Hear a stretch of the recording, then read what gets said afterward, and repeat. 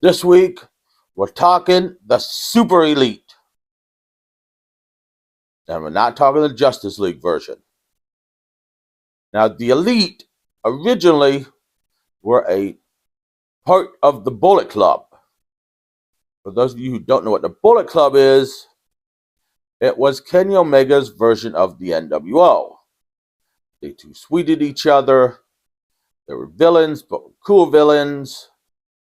And they were pretty much the NWO, only with Kenny Omega and stars from New Japan instead of big name stars that you actually heard of. The Elite was Kenny Omega and the Young Bucks in the Bullet Club. So when Kenny Omega and the Young Bucks went to All Elite Wrestling, they still called themselves the Elite. Well, in 2019, well, in 2020, was it 2019? I think it was 2019.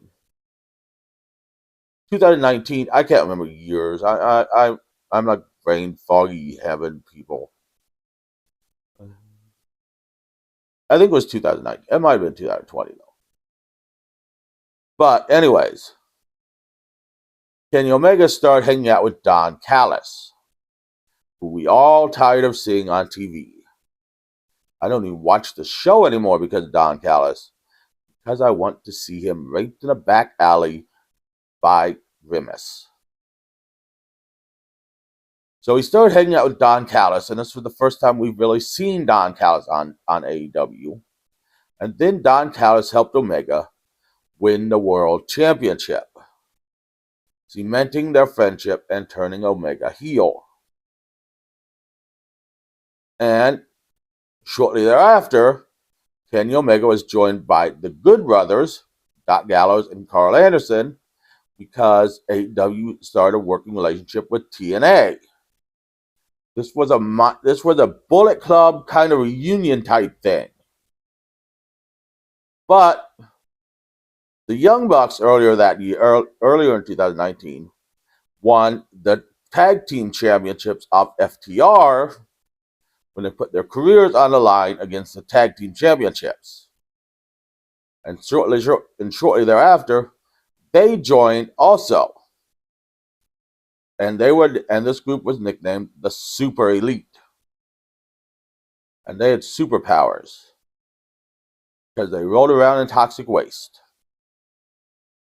Now, this was when Kenny Omega was having some of his best matches, including against Christian Cage, the Exploding Barbed Wire death match against Jon Moxley, which you cannot find on YouTube anymore because of the AEW game.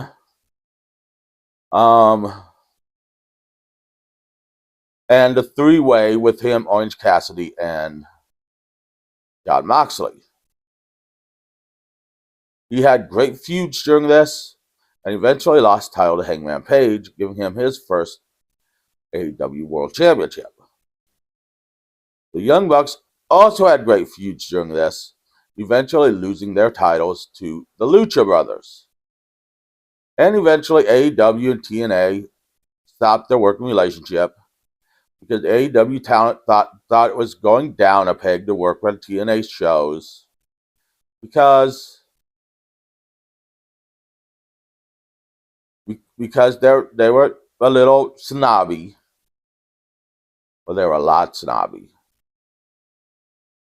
Like Sammy Guevara refused to work on TNA shows because he thought it would hurt his career. Yeah, well, it's certainly not hurting WWE's people any working with TNA. So the Good Brothers went back to TNA.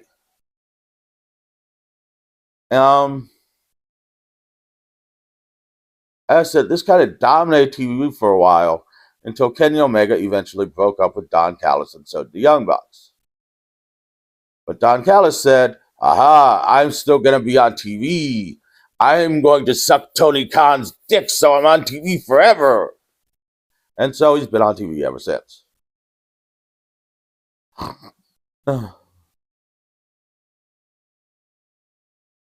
And so the Super Elite kind of broke up.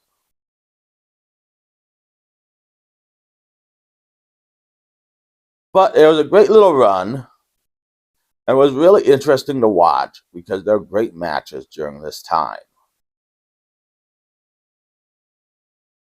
I was gonna say something else, but I just can't remember it. Um,